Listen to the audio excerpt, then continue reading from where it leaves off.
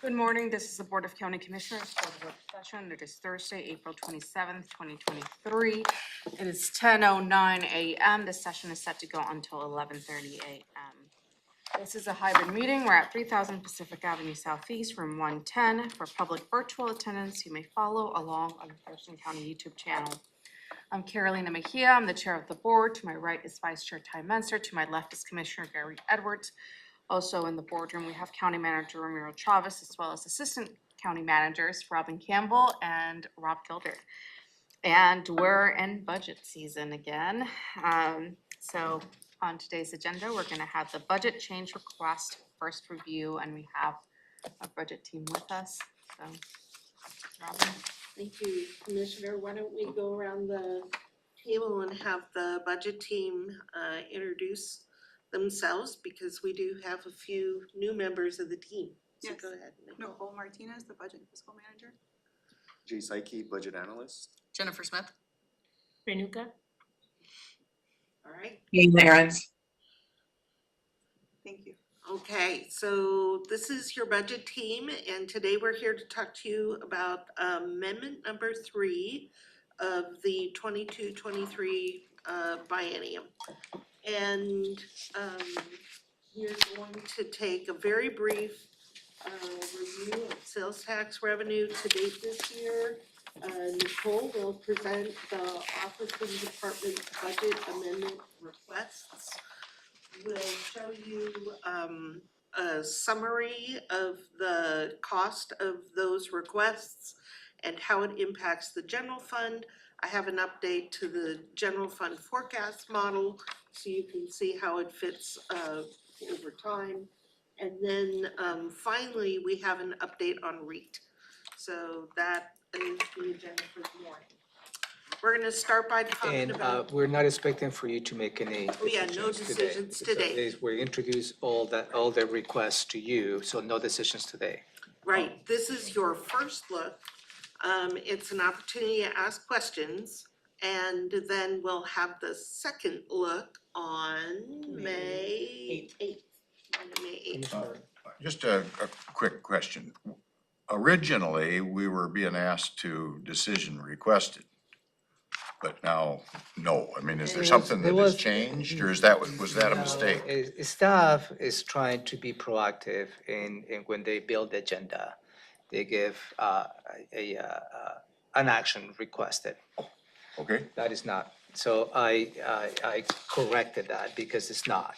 No So, decisions and this today. is the normal practice the board has exercised when we bring budget amendments. Yeah. We have never asked you to make a decision. I'm on this actually, number 3, I'm wondering, did we already do 1 and 2?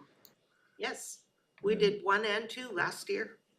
Oh, well, no, I was thinking about. It's a biennial, For it's this a year. biennial process. Okay, so that's the tie-in. Yep, Got it. We Okay. did one about this time of the year last year and at the end of Okay. the year. And this Okay. is most likely Number we'll 3. do another one at the end of this year as well. Okay. we will absolutely do 1 more at the end of this year to wrap up the year.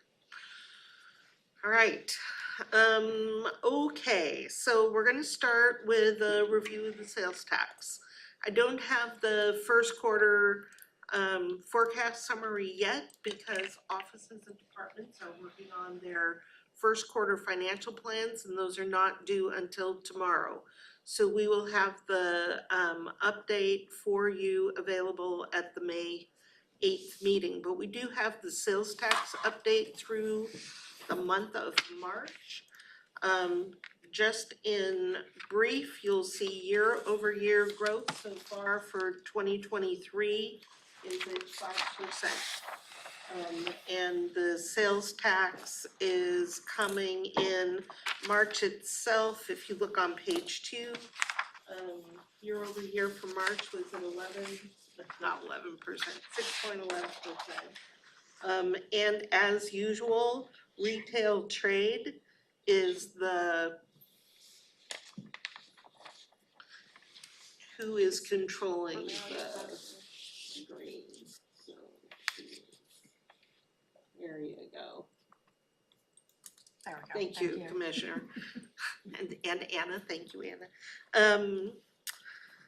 So as I was saying, retail trade always, is the largest source of sales tax for Thurston County.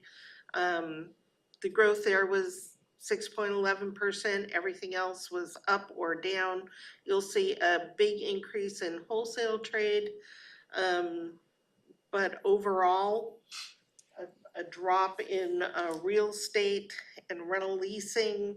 That's consistent with what you'll see in REIT. But again, overall year-to-date 5%, which is exactly what we had in the forecast. So we are on track for the forecast. When, like on the sales tax, when you're saying March sales tax revenue totaled 1.8.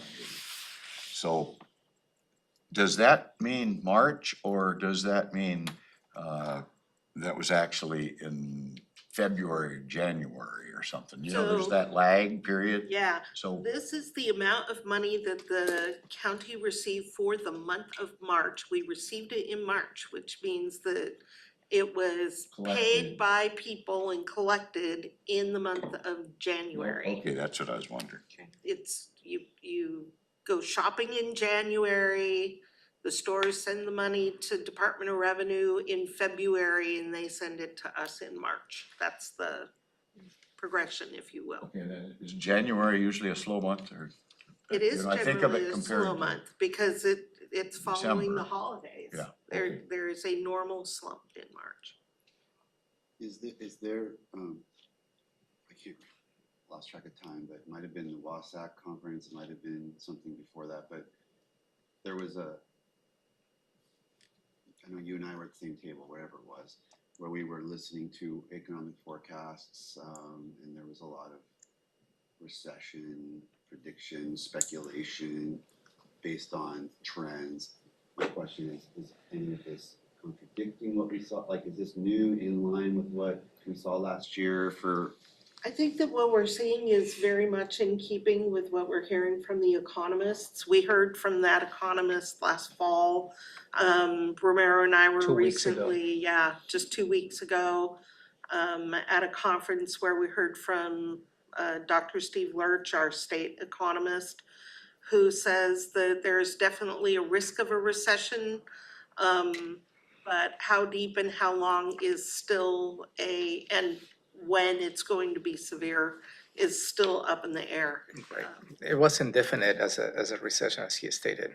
I mean, there is a little bit of a sense that perhaps a recession is coming, but in his words, the evidence is not strong enough at this point when it will happen and how deep it will be. Right. That was the update that we received 2 weeks ago. Oh, yeah, thanks, because I haven't really heard of Right. it since the fall, so I was just curious. Yep, and again, what we're seeing is very much in line with that. Thurston County over the years, you'll see by the year-over-year growth trend that we're forecasting at 5%, which is our average if you take pre-COVID years. 5% growth. So we're, like I said, it's what we forecast, and we are right on track with that. You're gonna see months that are higher and months that are lower, but overall, we're feeling pretty good. Anything else about the sales tax? What's the projected on sales tax for 2023? What are you projecting? that The we're- budget for sales Yeah, tax for- is what's the revenue? 27 million. Okay. And last year's sales tax collections were, if you give me just a moment, I can pull that up.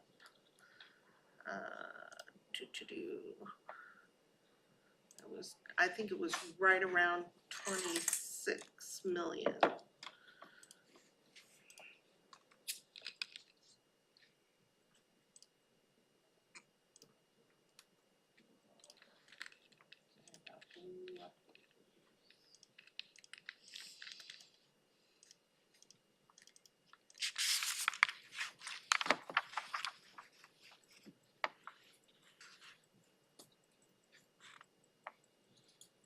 So our 22 collections were 26,108,000. And we budgeted collections for 2023 of 27,090,000.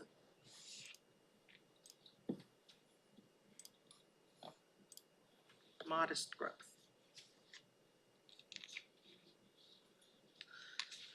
So you don't have any other questions about sales tax? We can turn it over to Nicole to present the budget again.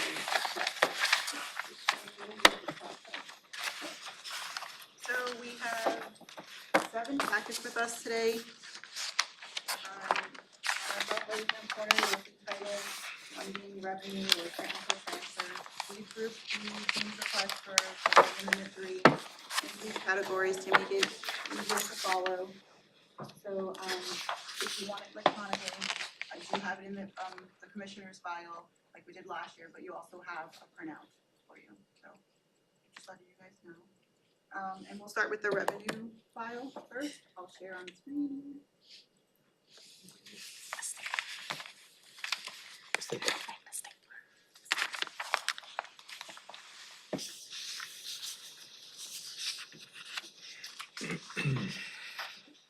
So we'll just go line by line for each one of these packets, and we'll start with revenue.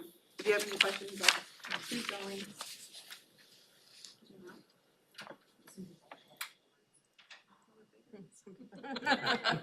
See the word. Thank you.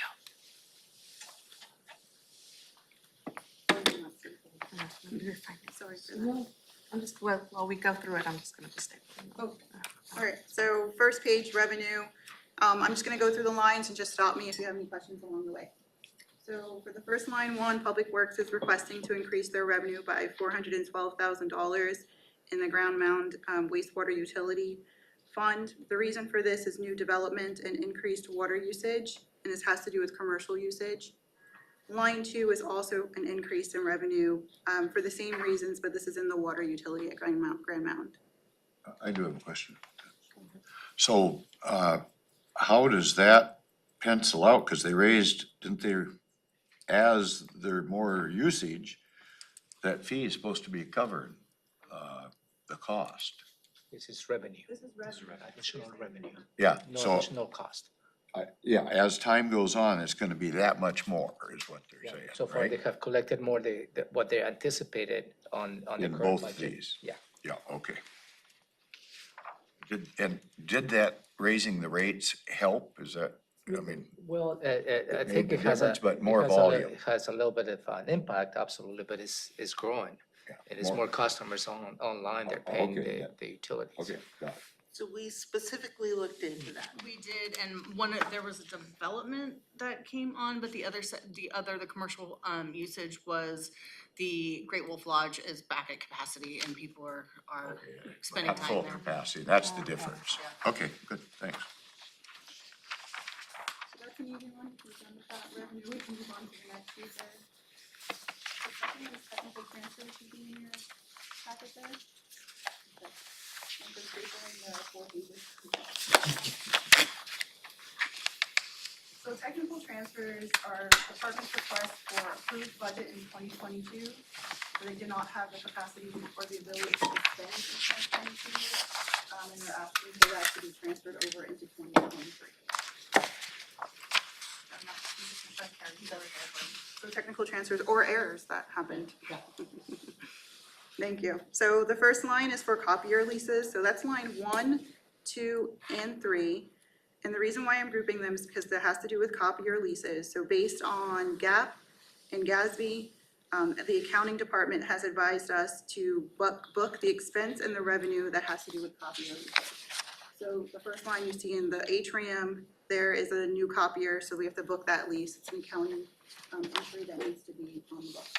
The second line has to do with the sheriff's office, and the third has to do with the jail. So we'll move to line 4. Line 4 has to do with the climate mitigation budget. So the climate mitigation budget was $337,000, and this was approved. This is a truing up of the budget. This is not a decrease of the budget of what was already approved. So when the year closes in 2022, the department has to estimate how much is gonna be spent, and then they have to increase the budget in 2023 to account for that. So we actually spent more in 2022 than anticipated, so we have too much budget in 2023. Once we clean this up, the budget will still be $337,000 as approved. However, this will put it in alignment. Okay. That was good. All right, so line 5, public defense is asking to have, to increase TST, so it's line 5 and 6. So what you see is they're asking for TST increase and a decrease in general fund to account for eligible costs, legal and professional services. So we get money back to general fund, 21,000? Yes. Just the right amount for the park Well, foundation. as you may recall, we have always asked the public defense to be diligent in billing the activities related to TST. And this is what it is they continue to go through that process. It's not like additional revenue, it's just truing up the activities associated with TST and making sure they bill it correctly. Okay, so line 7 and line 8, they have to do with when the budget was loaded into the system. We loaded the budget at the approved budget, however, in the wrong accounting code, and so this is cleaning that up and making sure it's in the right place. It's not increasing budget, it's just making sure it's accounted for the way that it is approved. So that's what, 700,000? It's out of the ER&R revolving fund and central service facility. So where's that going and what's the change, I guess? Some change of 700,000, what is that? It was put in the wrong column, is that what I heard? It didn't get loaded into Munis, so it was approved in the budget last year, but we made an error when we were loading it into Munis. So how does that reflect on our ending fund balance? Do we have more in the, it won't affect it at all? No. Even though part of those ER&R costs, or isn't it a 60-40 split or? ER&R is specific to the equipment that's purchased, Right. and that budget is already loaded through the rates. So that piece of the equation, if you will, is already in the system. And the same with the central service facilities. The funds that pay into it were included in Munis, but these items were not. They were missed in the Munis load. So you accounted for it during the approval process. When we actually put it into our accounting system, it was not loaded the way that you approved it. So this doesn't change. So what this you- is strictly a technical, That's what it's really technical. Strictly. Yeah. Correct. no, it doesn't show Because up, when okay. the board, again, when the board approve all those expenditures, you already took into account of the ending fund balance and everything else associated with it. But Okay. the system itself didn't reflect that, so this makes sure that it reflects the board's decision on the budget. Lines 9 and 10 go together. And this has to do with the charging stations, and we're asking that that money be placed in central services reserved. It was booked in ER&R maintenance M&O, and we're saying that it's more appropriate for it to be in central services. Again, it's technical, it was already approved in 2023 at the midterm, we're just putting it in the correct fund. Line 11 has to do with the atrium lease and its allocation. Well, I just, that, I'm kinda, I brought up earlier that we coordinate with other municipalities to make sure we're trying to do the same thing they're doing. I hate to see us spending money going out on our own without verifying that, well, Lacey does it this way or Olympia. I'm just trying to standardize everything within the county is my goal. So, I don't know, we didn't make a decision on that, I guess, but, so it's gonna be a while before that's spent, is that it? This is just to make sure the expenditure authority that you Is authorize there. is aligned. Okay. So this is not reflecting the board is approving additional expenditures. You know, I think what you're asking is the programmatic elements of the process, the EV, that's something that Rebecca's working, Okay. including a policy that will come to you to review how the EV stations should be managed. So it's a little bit different parallel track, and this is just making sure that we're throwing up the expenditure authority that you already authorized during your budget approval. Okay, good, thank you. And it was, the reason it's coming to you, even though it's a technical change, is because you appropriate by fund. And it's a change in the fund. It should have been budgeted originally in a different fund.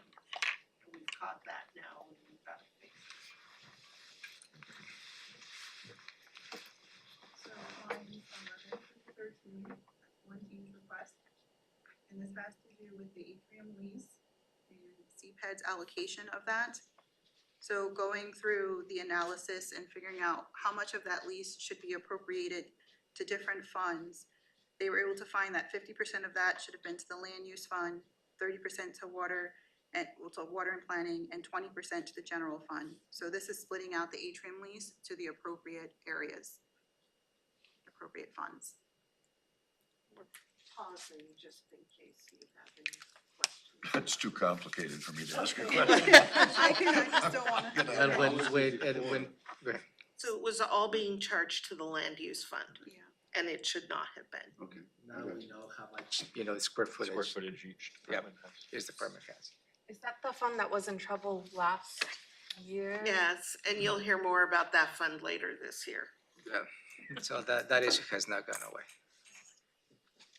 So then the next change request is lines 14 through 16 have to do with the land use and permitting fund. As you just mentioned, that was the $1 million that you guys approved. However, we need to set up the transfer in a particular way to make sure that it's coded correctly in the system, and this is correcting the way that that was coded in the system. You already approved the one-time $1 million. So lines 17 through 18 have to do with approved indirect service rates and where that is budgeted. Can you go back to the million Yes. in the coded? Like, what does that mean? Like, was it just? Sure. So here we're asking, it was coded in CPED and it should have been in non-departmental, the actual department that was used. And the way that it was transferred into the fund, reducing expenditures or adding it as a revenue. And so this is correcting that and making sure that it's a revenue into the fund. It's very technical. It is not increasing budget, it is doing exactly what you asked it to do, and we're making sure that it does that. Nicole, can you keep up? Oh, I shouldn't, yeah, thank you. With the members of the public to make sure that they're tracking. We're about to get a page. There. So 17. 17, 18, so we're on line 19. And that is page 3. At the top there. So this is grant revenue, and expenses, and, emergency management is truing up, their expenses that they did in 2022 and what needs to roll forward, as well as accepting a grant of $100,000. So this is a mix, and this is grant money. It sits in the general fund. But they're going to receive less this year than they thought they would. So Right. you see a reduction in the grant and the Right. expenditures. And what's that line item again? That's 19. Line 9. 19, okay. Line 20 is the approval during the midterm for the pretrial services director reclassification. This is asking for, this is a technical to mark that $40,000 increase in the budget to cover that reclass that was done during the midterm. Lines Can 21. I ask a question? Yeah, go ahead. I'm wondering, what are we doing interviews for? May 12th. May 12th? And the board authorized that on the budget, just Yeah. we didn't load it in the system. And we're just throwing, what are you throwing in like the high end of the range, or, I mean, we don't have a candidate and a salary yet. We usually put the fully loaded, it may not be materialized on where the new director will be placed, which will result in salary savings, if that is the case. And normally with a reclass, we ask any office or department to absorb increased costs, at least for the first year. But pre-trial services, they have a budget of just, I think it's still just under $1 million with absolutely no room to absorb things. So But if the position stays vacant for a while, it'll build up that ability, There'd won't be it? salary savings, but it's a very tight It's very and small tight. budget, and the board did approve this funding, and we did not add it in when it was loaded into the accounting system, so it's an error that needs to be corrected. Commissioner Mejia, I think we have 5 individuals queued up for that interview on the 12th. Lines 21 and 22 have to do with the Amanda replacement, Estella. So this is a transfer, it's saying that we pay out of the large system, or we pay out of, we need to put the revenue into the large system replacement reserve fund, because we don't pay out of the debt holding fund, technical transfer. It's saying this is where the expense is going to hit, so I need to make sure that the revenue is hitting. Which one is the Acela? Permitting That's the software. Amanda replacement. Oh, the Amanda replacement stuff. Yep. Okay, I didn't And know. I was like, I know that was the second thing. I think we've got with Amanda replacement. I know, permit system. It starts with A, so, you know.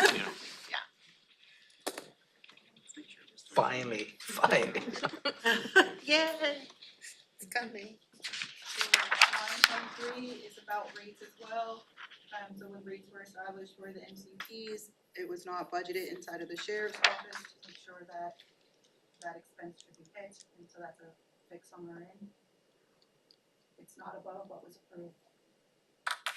Line 24 has to do with Thurston Thrives. We, the contract was extended, so this is the $40,000 in general fund. This is 24 and 25 go together.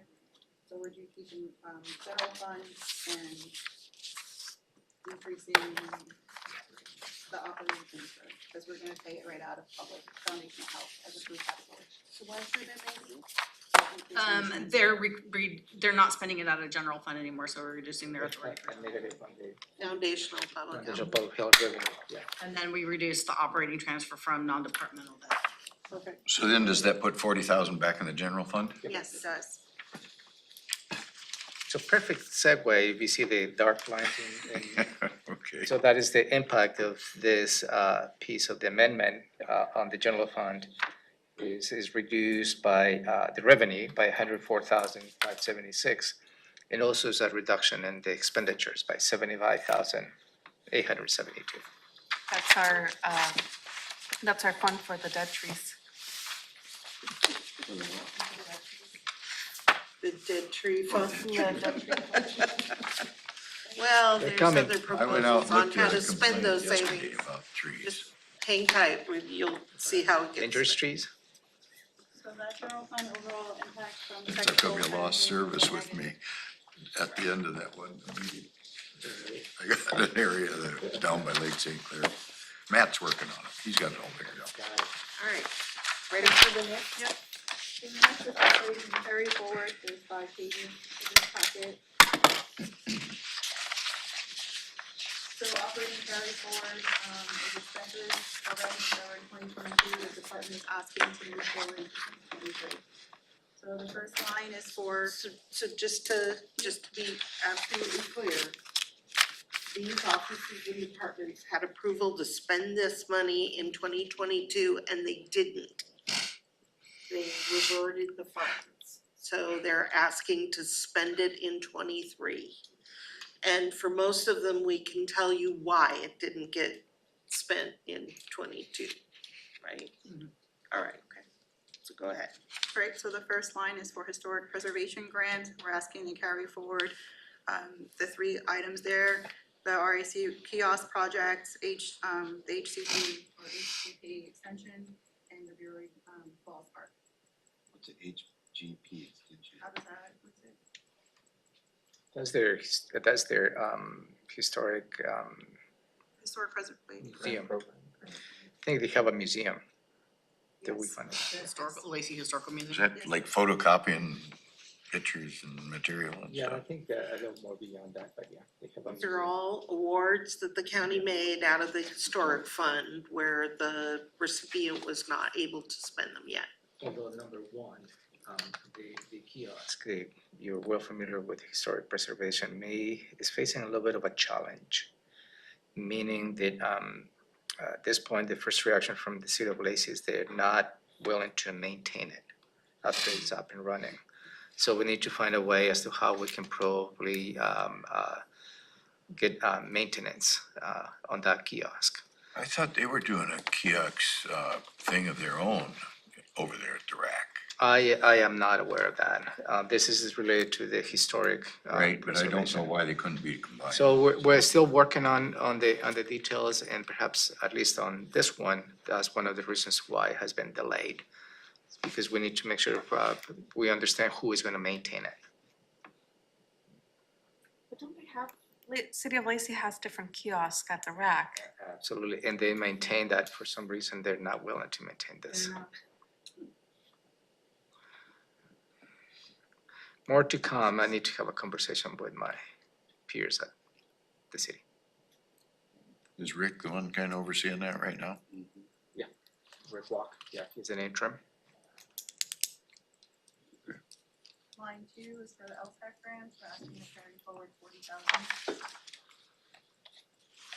Lines 3 and 4 have to do with ER&R carry forward, so this is approved equipment on the 2022 equipment or on 2022 equipment list that was ordered, that was not ordered by the end of the year, so we're asking to carry it forward into 23. And you'll see the funds. Can we So go back far, to, no general fund involved. can we go back to the LTAC carry forward? Mm-hmm.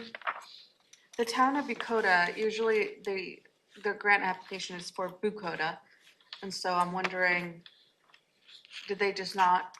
We haven't received their bill yet, and so for those okay. projects that didn't bill us, we've carried it forward because they continue to be eligible, and we're exploring why we haven't seen the bill. Well, I know in Bucota, right, they went through a major, like, a change in their mayors, and so there's been, so maybe that's why they haven't. So Right. I'll let them know that they haven't. Jenica is doing a Okay, good job of perfect. following up with Okay. each of the recipients. Yeah. Because we know that happened, right? Yeah. Bucota. Happened, yeah. That's their Right. biggest event of the year. Right. I mean, one of the items on the list is the Thurston County Fair. We know the fair happened. They just didn't get their bill in on time, so we have to pay it according to accounting rules. Now that the year is closed, if we pay it, it's gotta be out of the Yeah. current year, Okay. and we need appropriation to do that. So lines 3 and 4, again, are carry forward for the equipment list that was approved in 2022. This is equipment that was not ordered by the end of the year. It's not general fund. Line 5 is carry forward also for equipment that was approved in 2022, but this was ordered and just not received by the end of the year. Still having challenges with receiving vehicles timely. Line 6 is for the abatement fund. They're asking to roll over $45,000. Line 7 is also a carry forward of $194,000, and this is to continue the stormwater utility comprehensive study.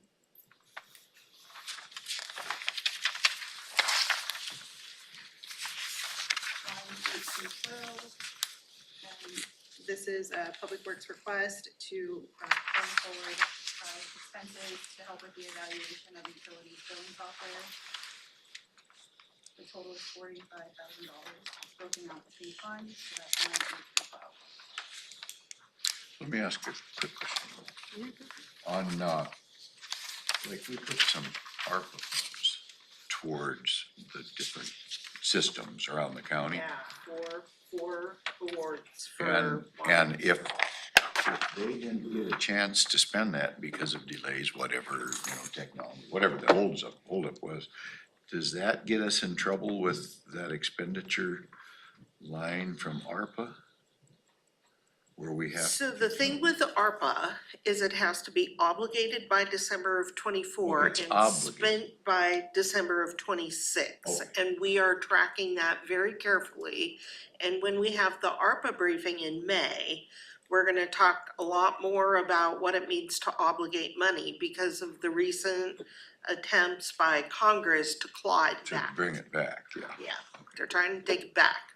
So we wanna obligate all we can, but that becomes challenging for many reasons. So we'll talk about that next month. Okay. Line 13, Public Works is asking to roll forward $15,000 of approved money in 2022, project consolidated rate study. Line 14 through 18, Public Works is asking to roll forward $159,000 approved funding in 2022 to help with the water and sewer asset management plan. And I will just say that if the board approves to consolidate the utility funds, when these items come forward, you'll only see one line instead of 5 or 6 in the future, so that'll be nice. Line 19, that's on page 4. And this is Public Works asking to roll forward $51,000 with the Parks and Trails asset management plan. Line 20 is also a roll forward of revenue and expenses for the roads and transportation pre-design study.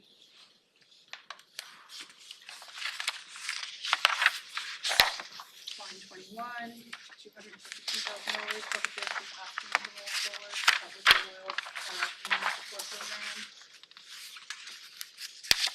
Line 22, $188,000 to roll forward for the stormwater pre-design study. And then line 23 for the ERP, $744,000 is asked to be rolled forward. Total impact on the general fund is, $51,000, and that's that Parks and Trails asset management plan.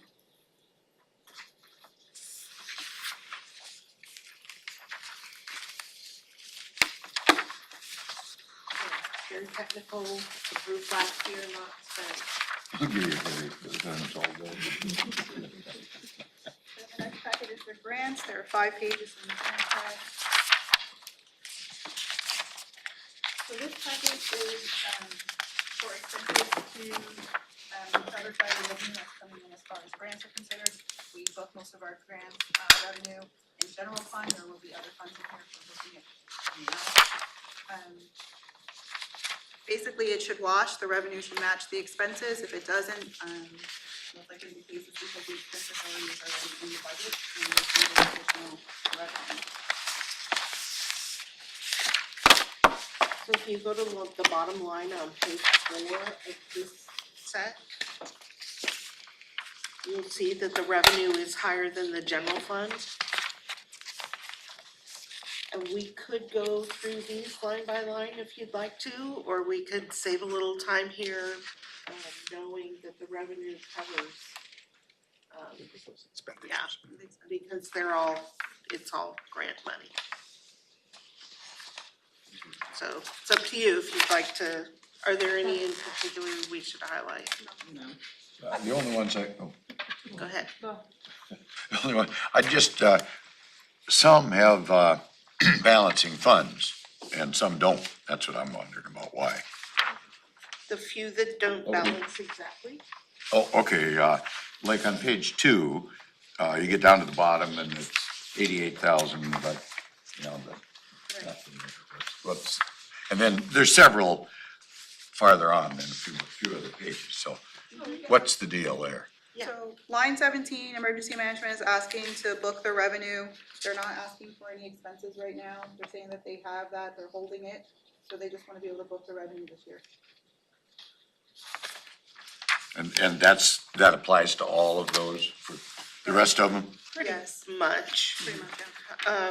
The public works ones are a little bit Oh, unique. what page would you be on there? I'm On 3. looking at pages 3 and 4, lines 18 through 22.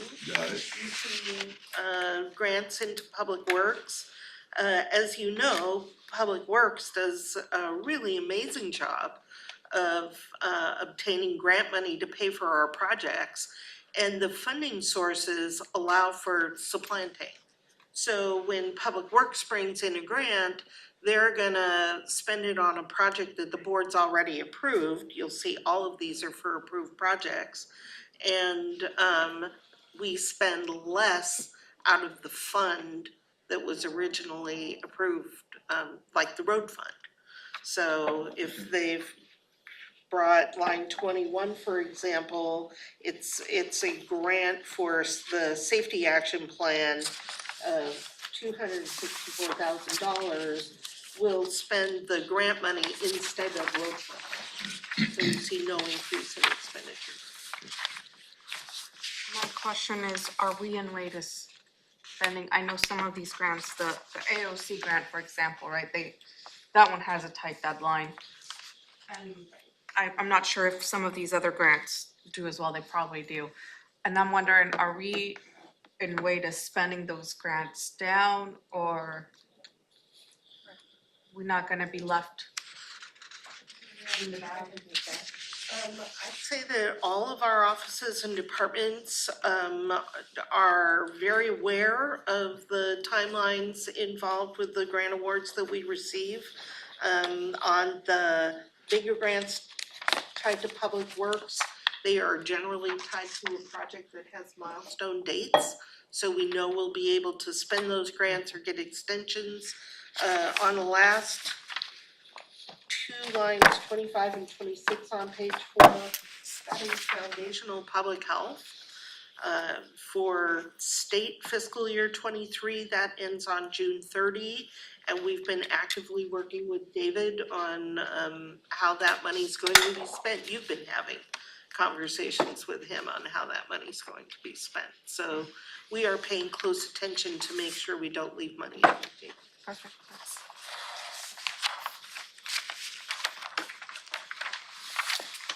The next packet is maintenance, there are 20 procedures. It's not reflective of that many change requests, but there's a lot of funds that it hits, so we'll be able to go through each procedure this package.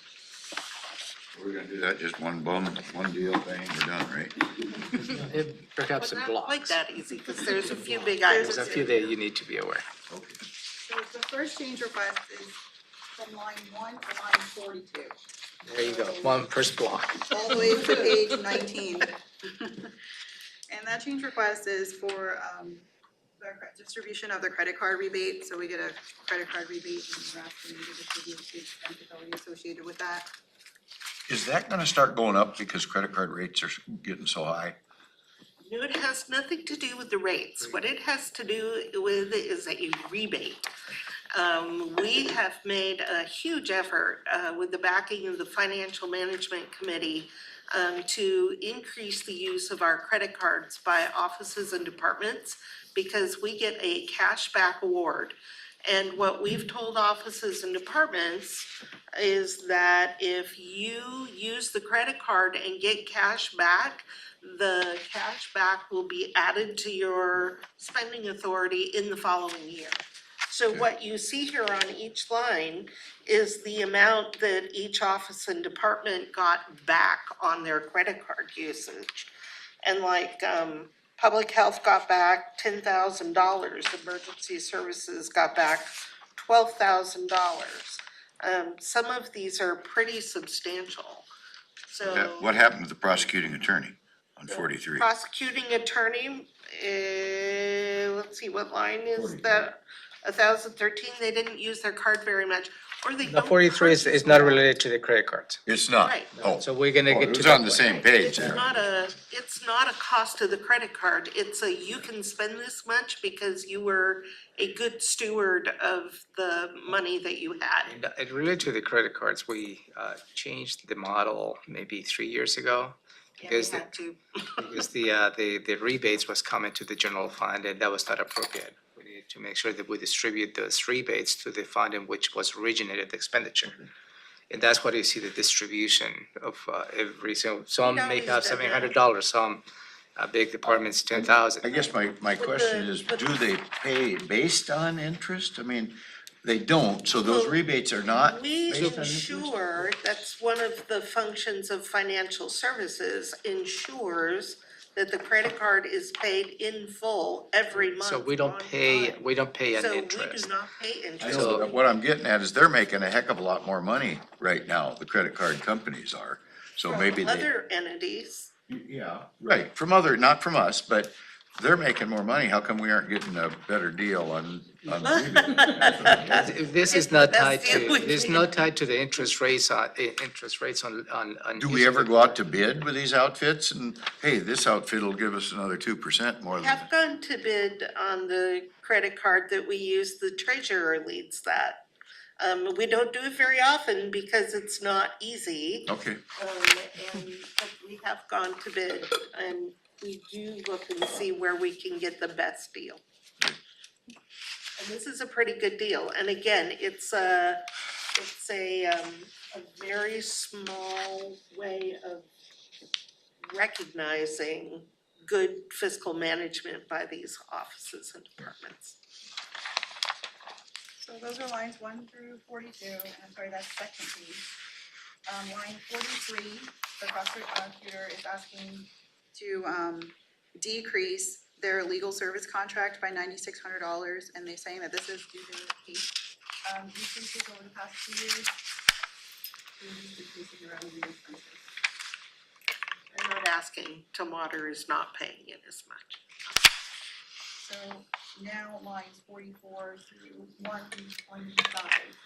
So that would be page 3, and it has to do with the workers' compensation rate. So what we found is that the base rate has increased for law enforcement and the experience factor as well. And so this contributed to the increase that they're asking for workers' compensation. So HR, Kenny Given is trying to anticipate what that increase will be. And this was higher than anticipated. This is an impact of about $340,000 for general fund. That's probably the biggest hit to the general fund related to this budget. It is one of the biggest hits. did we get any benefit from the sheriff's office on, you went out with some outfit that, Rebound? yeah, rebound Yeah. or something like that, did we get a benefit? Does it show up here?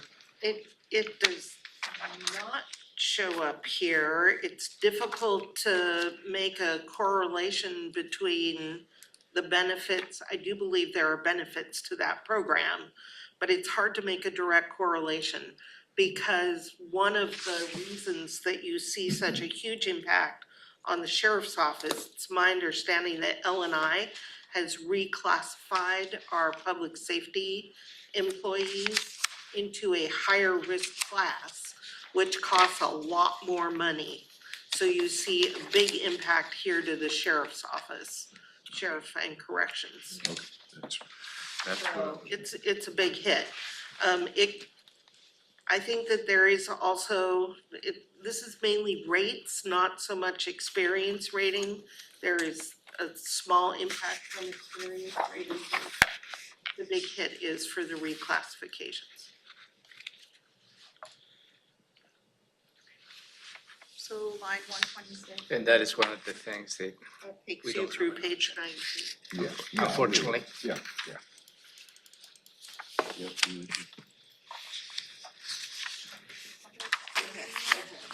Line 126.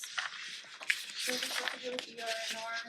They look at what's going on the equipment list, and they make changes based on total vehicles or anticipated replacement. They're asking for an overall decrease of $150,000 in the ER fund. Line 127. This is an increase in authority for the hauling professional services besides ground mount sewer utility. Changes have to do with Great Welsh Lodge, which is increasing customers. So there goes our savings, our increased revenue, Yeah, that revenue is, here's where it's getting spend it on hauling out the biosolids. Line 128. I do have a question about that. When they haul those biosolids, where are we going with those? Cause it seems to me that Tenino could handle those, so I'm hoping we're going close.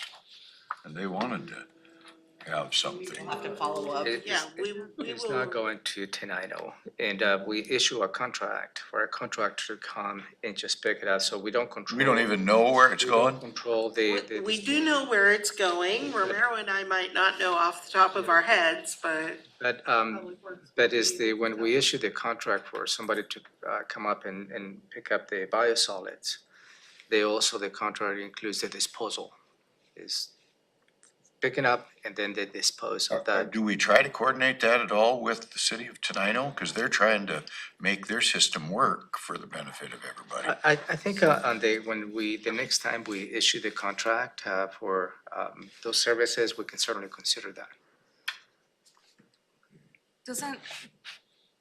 I'm not in lot, so I'm like, I don't know, I was like, don't they have to have like a specific permit to accept that kind of?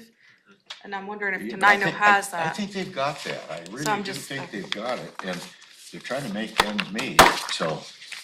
I like to help our own jurisdictions if we can, and it helps us because it's only a few miles down the road. it's under contract, it would have gone out through an RFP. We can certainly check on where it's currently When going. the renewal of the When the contract, contract then will we be can up. certainly explore that option when the time comes, Commissioner. Not my district anyway. It's gonna be the district for the new commission. That was a little. Let's send all our stuff to Tenino. Yeah. Lines 128 to 133. So Public Works does a really good job at trying to anticipate what the salaries and benefits, how much work is going to happen in each one of these utility areas. However, they have to true it up with what actually is going to happen. So that's what these lines 128 through 133 are. Lines 134 and 135. This is a transfer for the culvert project. We're asking for the revenue to hit the roads and construction progress fund. And so the overall impact to the general fund for maintenance is $365,000, with $346,000 being from the workers' comp.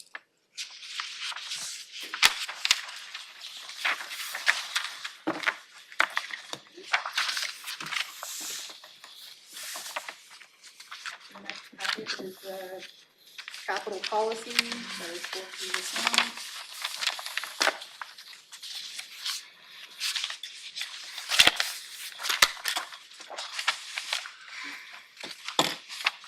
Line 22, has to do with the ground mounted infrastructure improvement project.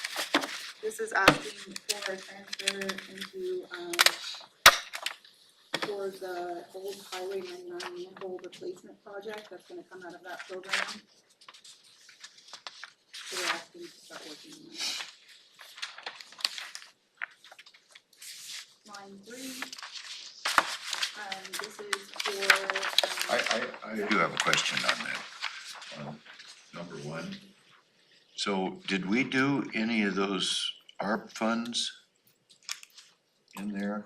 Not for this project, no. Not for this one, that wasn't allowed? It wasn't requested. It was specifically for Boston Harbor and Thomashan. Yeah, but we could have used it here maybe too. I'm just trying to save the road fund is all. So is this a brand new project that we hadn't been aware of before? No, so this is element of the program, so they're opening up, this is part of the sewer infrastructure improvement program, and this is the manhole portion of that. So is this an increase to their current budgeted amount for this project, or is this the entire amount of the project? It is not an increase, so it's a subset of the program amount that's approved on the CIP. There seems to be a transfer from the road fund to the wastewater capital reserve of 75,000. And they say that the total cost of the program is gonna be 120 to 150,000. Where's the rest of the money booked? In the program, this is for the manhole replacement project, so this is just for replacing the manholes. The Grand Mountain Sewer Infrastructure Improvement Project, program encompasses many projects. And so one of them is the replacement of the manhole. in which they're asking $75,000 to. Because the project is larger, but there's some elements associated with the road, which is the manholes. Then the road fund pays for the overall replacement. And that's the transfer from the road fund to the Grand Mountain wastewater capital to support the larger project. So knowing all of that, coming back to your question about can we use ARPA money? This money is being put into a reserve account. And one of the very few prohibitions around can't put ARPA ARPA money in a is you reserve. can't put it into Okay, got it. savings Got it. account.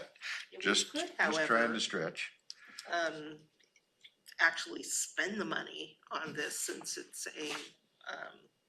it Well, is a that sewer would be the project. case. I mean, I'm always trying to save road fund money and general fund money. Because those are, We certainly could look at that. And. we could and do that, that would bring save that us to the ARPA 75,000. conversation.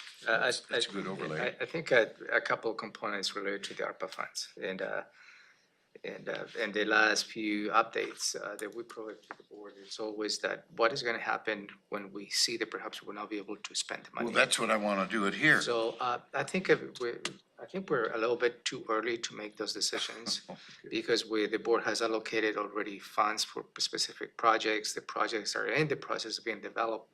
But if we see that perhaps no just on the road, on some infrastructure projects, in the overall scheme of the allocations of the ARPA funds, we have a strategy behind we will not leave any ARPA money on the table, none whatsoever.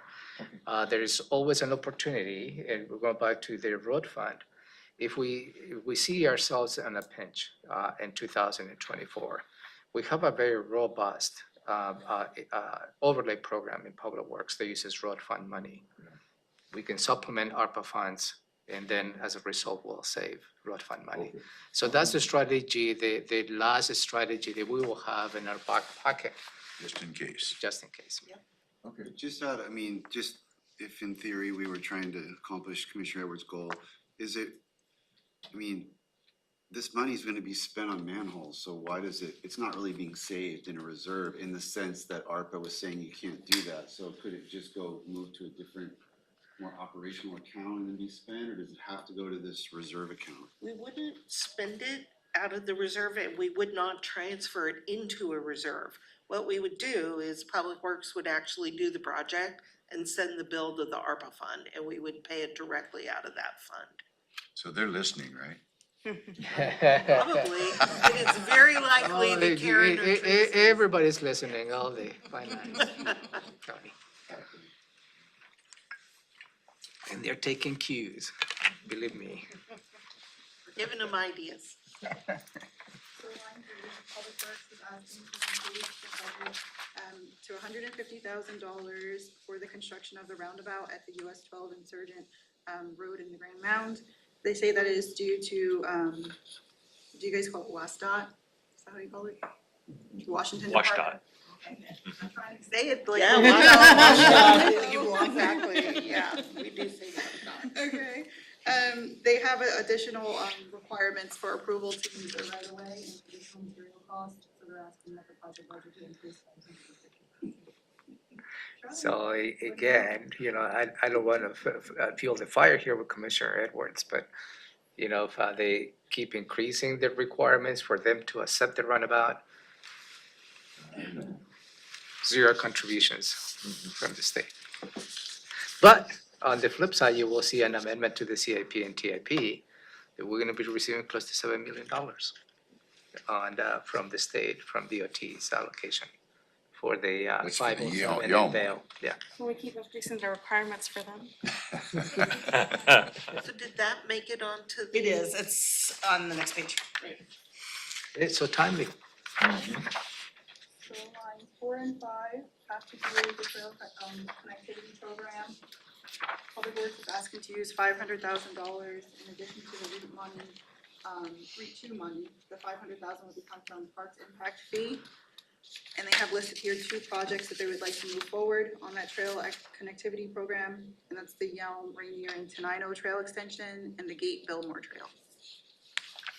Oh, this is gonna connect, I like it, that name. I don't know that Public Works has embraced what I dreamed up for its title.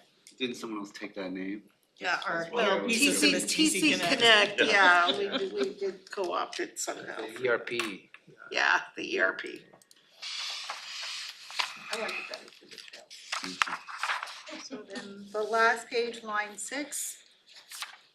This is for State Route 507, there were roundabout grant money that's coming from WSDOT. Did I say it right this time? WashDOT? Yes. Okay. $7 million in funding.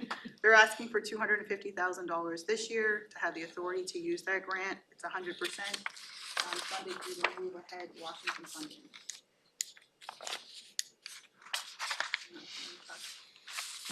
So there's no impact to general fund for the capital policy. Hold the phone. You want us to do that? I Okay. understand that it that's part of the will not be spent this year, But book the revenue. but yeah, because we're amending the CIP accordingly. So then that revenue is gonna change to 7 Yeah, million? we're Yeah. just gonna book the whole 7 Okay. million so that it's appropriated that way and project by appropriation. Yeah, so they have the expenditure split out over 23, 24, 25, and 26 is what they have the expenditures at right now. because there's not an option for 25, for 26. So we need to talk. Right, they're under a timeline to spend it. As long as if we have a contract in place and just the work carries over, we'll have to see.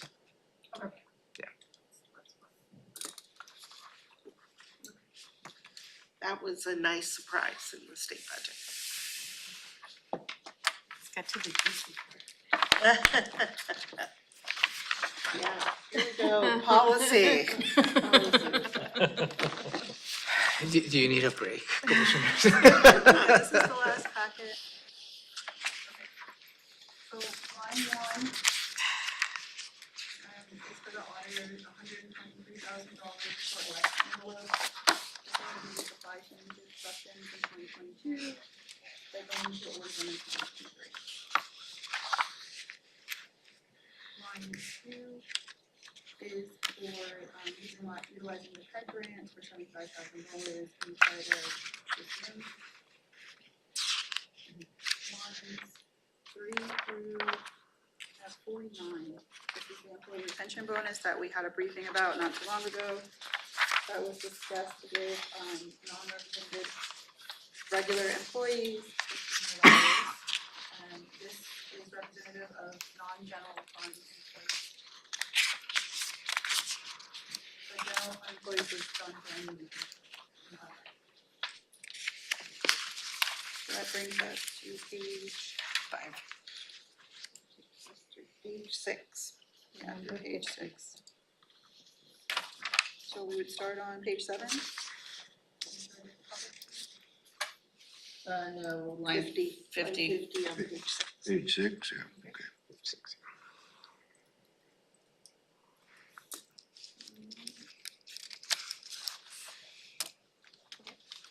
And this has to do with the commissioner salaries, it was not completed or able to be determined during the midterm. And so now we're asking for that increase. This is Court because For the commissioners, yes. the state announced the salary increase after you had approved the budget for this year. In prior years, boards have asked Superior Court to absorb this increase. That's what I was looking there. Please don't make a decision, this is just the historical Yeah, no perspective for you. decisions today, but Okay, line 52, has to do with the briefing, that about the increased cost for patrol vehicles. Is there a question for that one? you may remember that the cost that we discussed that day was substantially higher than the $208,000 in the request. They got that number down by deciding that there was a need for less vehicles this year. But this will be an ongoing cost. That's an ongoing cost. Line 54, the county is asking for $650,000 for all taxes. Right. So do we have the financial plan for the coroner? We don't have that printed out for you. But we have seen in their financial plan that the first quarter expenditures for autopsies supports the amount of this request. Okay, so this is gonna be a request of 650,000? That's right. That's the request. Because the coroner has not yet hired the medical person that the board approved. So we continue to have to pay a consultant for, or a contractor for autopsies. And the number of autopsies has gone up substantially. And I believe the cost has gone up as The well. cost has gone up as well. The rates went up this year is what, and I have check-ins with the Right. coroner, and he's currently working with human resources to get a recruiter so he can fill in that position for a pathologist, or if there needs to be an increase in salary, I told him that the recruiter would be able to kind of provide that data for the board, and we could go from there, so. And then hiring that position is gonna do what to this? I mean, is it? I that mean, it's person will- gonna save us six. They will be an in-house, So will that completely cover this not type of not volume? completely, or- but the notion when the board approved this particular position was two elements: to reduce the number of the outsourcing the autopsies. So it will be an in-house, and also it will provide services to nearby counties. So it will generate some revenue associated with autopsies So as is the well. real number like 800 or 900,000? Because there's salary savings, because we're not hiring that person we budgeted. So that's what probably my question was, is Yeah, I'm if, about to share my you- screen. you- that's a good question. If the overrun is in the single line item of the autopsies, or we see in the overall budget of the coroner being in a difficult situation. Were they also talking about forensic tech Coming up for the coroner. positions as part of that? And what you see is we've had to pay out just so far this year,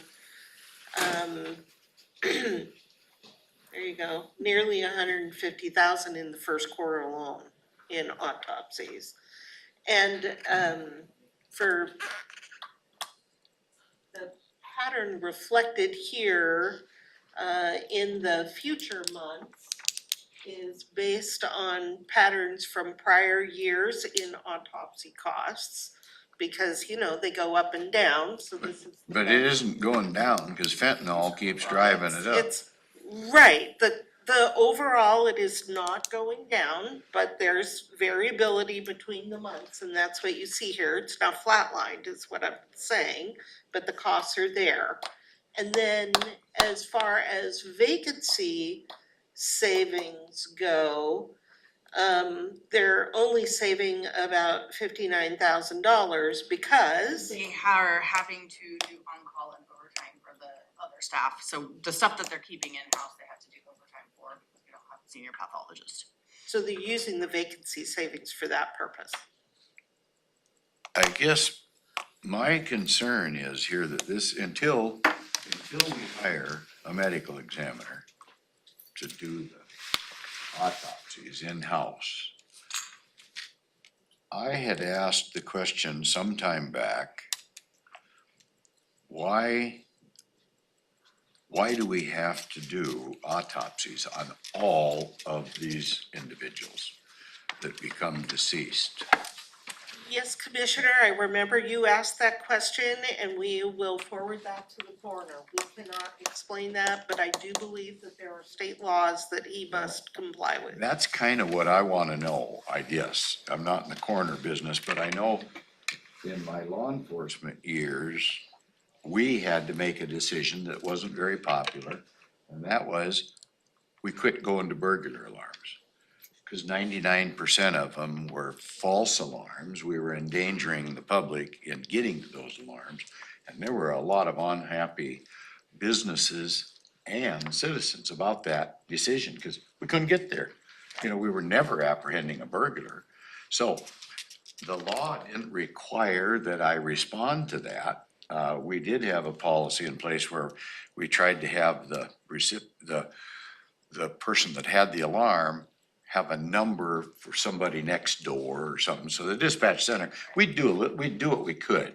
But we weren't doing any good except spinning our wheels and running over citizens once in a while. So all I'm asking, I understand your Is- question, I totally do. I think that it's less like the sheriff's ability to make some professional judgment on what he responds to. It's more like public defense must take every case that comes to them. okay, but if that But is we the will case, check in with the I coroner. wanna find out if there's an RCW that says you have to, then that becomes an unfunded mandate that we're not trying to recoup. So I will say It that we hasn't, get the law has some not changed revenue. as far as I'm concerned, so. Yeah, Do they show the revenue? They have. So we do receive some revenue from the state of oh, the Washington. state kicks in on each autopsy. Roughly 100,000, it's not much, it No. does not cover all It the doesn't costs. cover the cost, so There we is need to some make a unfunded, decision, but cause I'm afraid we're gonna be up well over 200 we may fentanyl be. deaths this I will year. also say that the board may recall adding 100,000 to the coroner's budget last year to cover these costs. That was done on a one-time basis in anticipation of the coroner filling this position.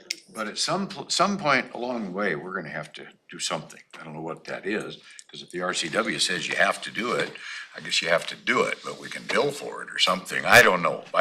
I'm just trying to come up with, this thing is not gonna go down. There's also usually a local code related to what the coroner does or doesn't respond to that can drive some of those numbers, if I recall. At least it was modified. Kitsap County went from a coroner system to a medical examiner, so the coroner position was eliminated after a vote of the people. But in order to drive down some of those metrics, they were responding to everything and they didn't have to. But that We're was gonna- driven by local code. We're gonna check with the coroner about that. And I believe that the coroner before has said that he is legally required to do the things he's doing, so. Yeah, we'll explore that question when, we ask It's for just to gonna make a continue to decision. get worse. I wanted to ask the assistant county manager about Kitsap, just because this has been a constant struggle in the last few years, you know? When I joined the board, you guys were like, coroner's budget, stable, well-managed. It was, And it's and been now it's nothing but not, turmoil, yeah. and it's not the coroner's fault, but it's just been the changing dynamic, and we've just been struggling, like, it's like every time we think we head it off, you know, we have a new challenge, and was just wondering if Kitsap had faced that same, but you guys got Seems- rid of. Same challenges. It doesn't necessarily reduce, just because you change systems doesn't mean you're going to reduce costs. Yeah. And I would say that probably there's another cost here that's not yet. And it's that the pathology techs that have to go with the medical examiner or the forensic pathologist, because there are standards in terms of the number of autopsies they can actually conduct. So that will mean that they need some backup internally. So we have one, and I think there's gonna be a second request for a second autopsy tech. Once we for the get next the biennium. person that's above. Yeah, and so I mean, the push that I've been having with the coroner and the conversations I've had with him was he needs to work with a recruiter. Because he has come back and says, well, it's a salary, it's a salary, it's a salary. But he's just hearing rumblings, no one's applying, and I'm like, we need actual numbers of what we need. And, you know, we saw it with the Lacey city manager. They hired a recruiter came back and said, the salary won't work. This is what you actually need to set your salary at in order to recruit someone, you know, that you're looking for. And just trying to relay that information to the coroner of, you need to work with a recruiter because he'll be able to provide HR the data of, you know, if the salary's low, at that point, we'll be able to adjust depending on what the market rate is, but we don't know what the market rate is for a position like this, just based on like the initial work that HR did. And so that's been my push. I'm happy that, he has started working with HR on that, and I really do hope that he continues to work with that, because I think that's the only way that we're really gonna get this position filled. If not, we're gonna keep seeing these big, autopsy costs come through, and I don't know if we can afford it, like. I mean, I'm with Commissioner Edwards. I don't, this isn't my field, so I don't know what the community, like, if we had a choice to not do certain autopsies, what does that mean to the community, to criminal investigation? Like, someone needs to educate me, like, what's the trade-off? You know a lot more about it. You're a lot closer to it than I am. So if you're asking that question, then I certainly support you in asking that question. You get a bullet wound, a bullet related death right here. I don't know, maybe you don't need to do an autopsy. You need to recover the bullet is what you need to do. They Fair are, enough, Commissioner, fair enough. More to come on the We'll, needs we'll of the organize floor. a conversation with the coroner. And I wanna support the coroner, that's not the issue, It's a but good question as well. something, we need to do something, cause this is gonna really skyrocket, I think, yeah. Well, that is a skyrocket. Well, I mean, know, but it's gonna get even 650 worse than this, the that's my most fear. expensive position in Kitsap County. Yep, and that's exactly the pathologist, as he stated, is the It most is expensive the position. highest paid position in Kitsap County. That's exactly what we have right now in Yeah. Thurston County, is the highest paid position in That's the what we're county. up against, yeah. And it's a very, very, very small pool Yeah. of physicians that want to go into forensic pathology. And That's kind of what we're facing right now too. There's only so many traveling pathologists that are going around, and the rates just went up this year. They just went off the roof, so it's Kinda like traveling nurses, same It's, thing. yeah. When there's not very Start many. looking at that as a And career. you may remember, you adjusted the salary for this position know, already. Yeah. Several I times. believe the top scale is 250 right now. Yeah. All right, back to the policy. Fifty-five. Yep, so we're on line 55, page 7. So, line 55 and line 56 is for emergency management. Am I looking at that correctly? Yes, emergency management for the purchase of the wildlife response trailer. They're asking for $133,000 to be able to do that, offset by the fair market value of $75,000, which is in line 56. You're saying that the funding would come from the Emergency Management Council, and it wouldn't be general fund.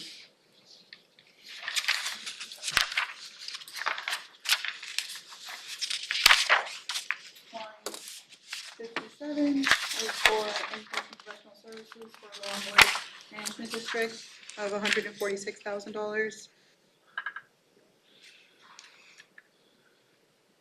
It's to do their water quality improvement projects this year. Coming from their fund. Yes, from their fund. As you may recall, you did approve to do some additional work on this year for Long Lake. So this just aligns to additional expenditures. So next is line 58 through 62.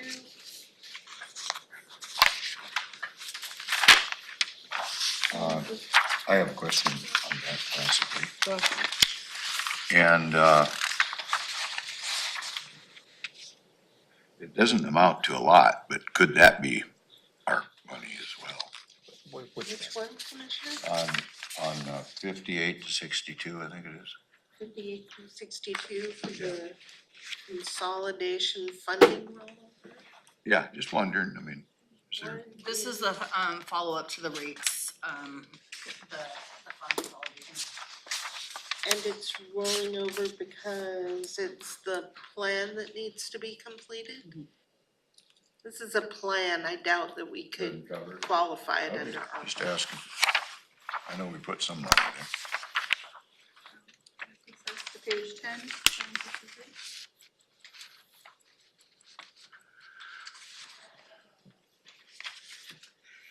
Do you want me to talk about this one?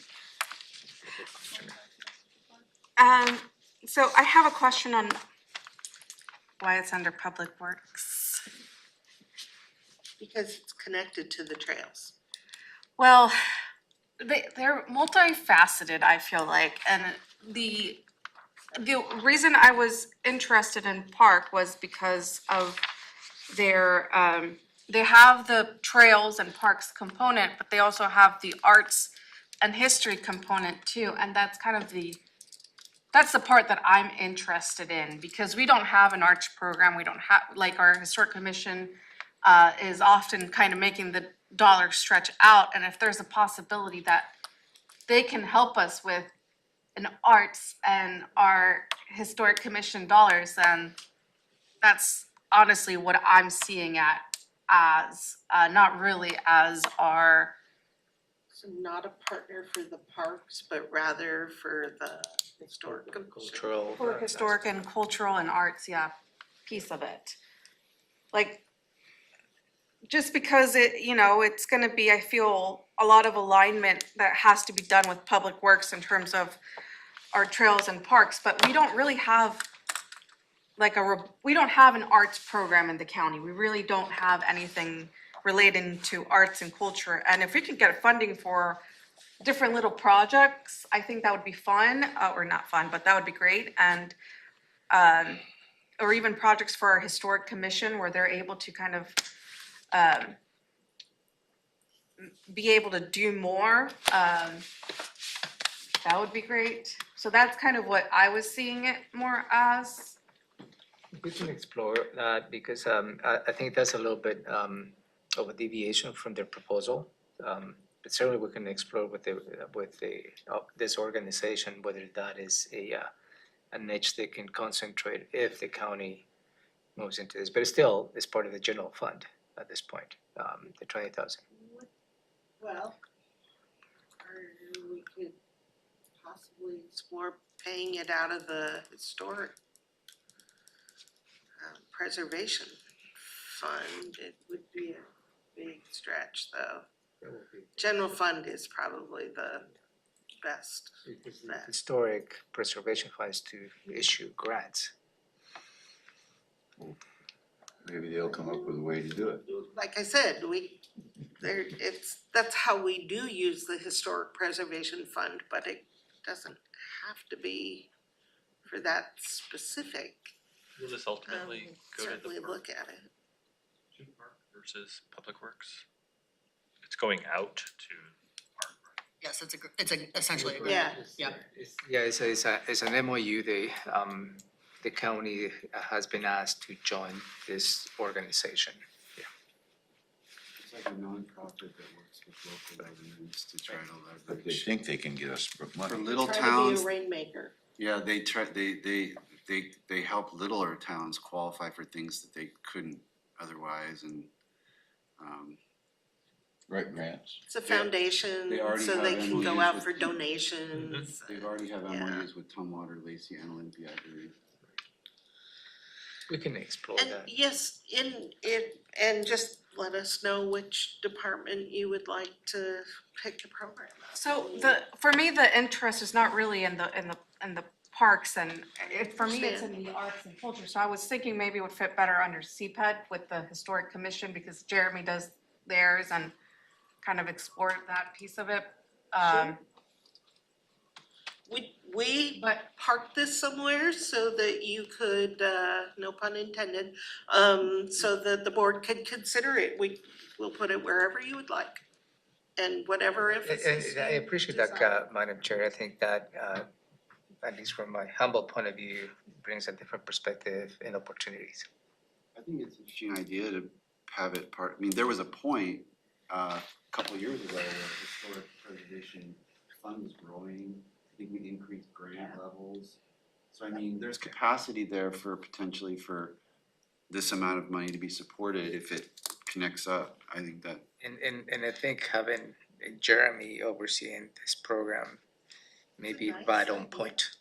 I guess what appeals to me about it is that program, it's like, okay, people throw in their applications and we dole out them, it's a small amount, we dole out the max amount, and it just kind of so, you know, this is kind of adding another dimension. It could be adding another dimension to make that money do more, rather than just that kind of standard. Well, yeah, I think what you're saying is, you know, we use this as a seed money, you know, it's an investment to create additional revenues for future projects.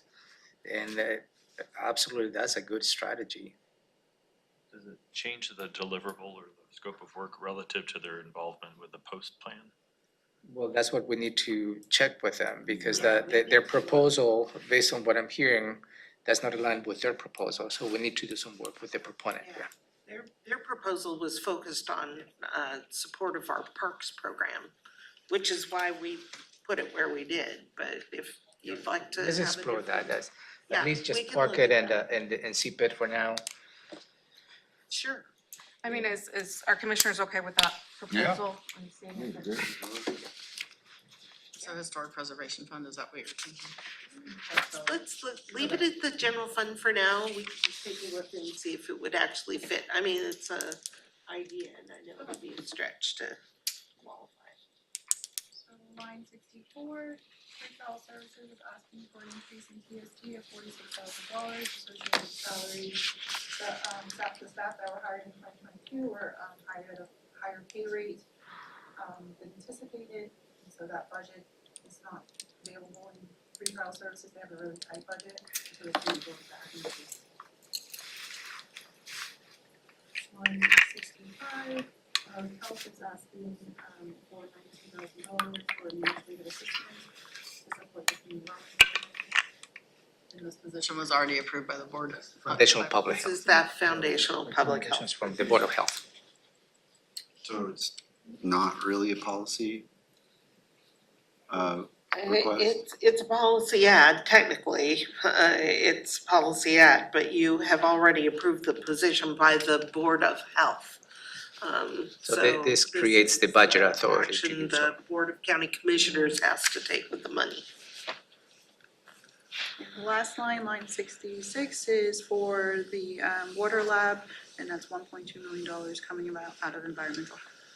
Right, we're going to pay this out of environmental health rather than central service relief fund. So we're going back to the fund, there's $1 million more than policy. So, go ahead.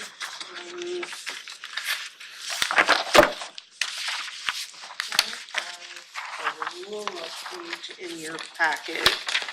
This is one. Where you'll see the grand total impact to the general fund. $2.1 million. If you were to fund all of these requests. And if I were to show you that, figure out how to do my screen.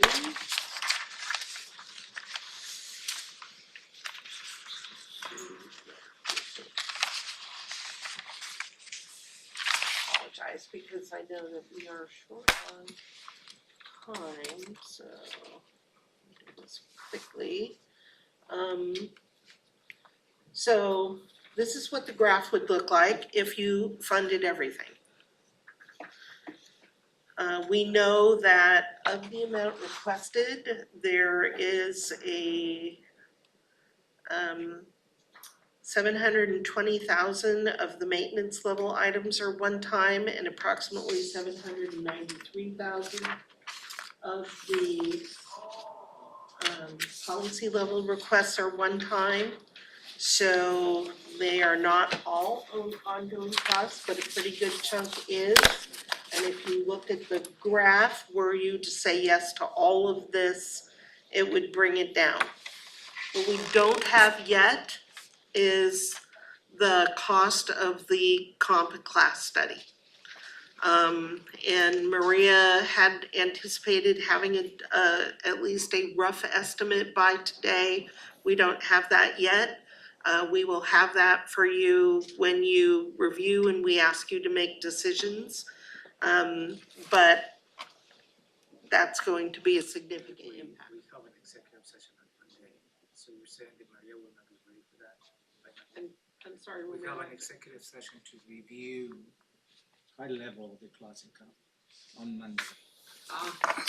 I don't know if she'll have the dollar amount by then or not, typically she will.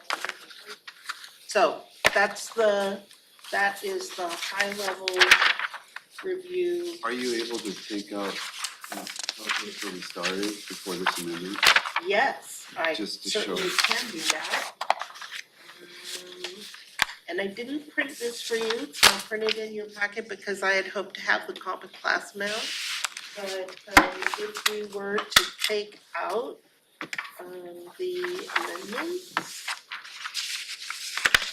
both the expenditure and revenue side, because we are getting a little revenue in, that's where we start. So it's not a huge hit if we fund all of these things, but it leaves, well, on the unit for the pump. Some of them we've already approved. Haven't we already approved the? It's not right. For the class income, no. No, not the class and commons. Some of the Some contract. of these items on the general fund are either things like the L&I changes to workers' compensation. Right, which we don't have a choice on. Or like the Coroner, that's, what are we gonna do? coroner's gonna be a big hit So, to try to make him whole. I So, don't think we don't have a choice, because we don't have a. Well, could we do, plan yet. I don't know, is this a possibility to do half? You can always exercise that, you've done that in the past, and then we'll give you the latitude to see how that progresses over the year. And then you, during the last budget amendment, you reconcile all that, yeah. And that's what happened last year, because as you may remember last year, the coroner's request just about the same level. You authorized an additional 100,000, I believe, and I don't know if we ended up reconciling. we did a pretty good chunk at the beginning of the year, cause we knew where it was going, but the second amendment had more to make him whole.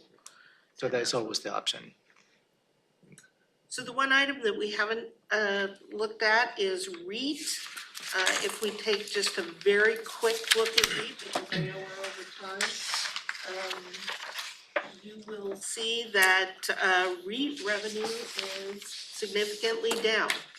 And it's down more than I had thought it was, so we have reduced the anticipated revenue based on the current amounts through March that we've received. In March, if you look at a 10-year history, by the end of March, we will have collected approximately 17% of REIT collections for the whole year. So if we hold true to that calculation, this year we will collect approximately 3.6 million. You see that is a big drop from the 5 million that we collected in 2021, or the actual 4.5 million that we collected last year. So we are seeing a pretty significant reduction. But if you go down to the expenditure side, you will see the payment of the 5.6 million repayment of the loan. We continue to For carry- Modman. For Mottman, yes, the loan to purchase Mottman. We're repaying that. There's the $250,000 that you have committed to the fairgrounds. There's the remainder of the 10 million that will be paid out this year for the atrium to wrap up the costs here. And then the 112,000 in interest on the loan related to Mottman. And then the remaining items are all the bond payments that we have committed out of this fund. So it gets the fund balance down to about $413,000. That's pretty low. But we will make it through the year. We knew we were gonna have to squeeze through this year and the next couple of years.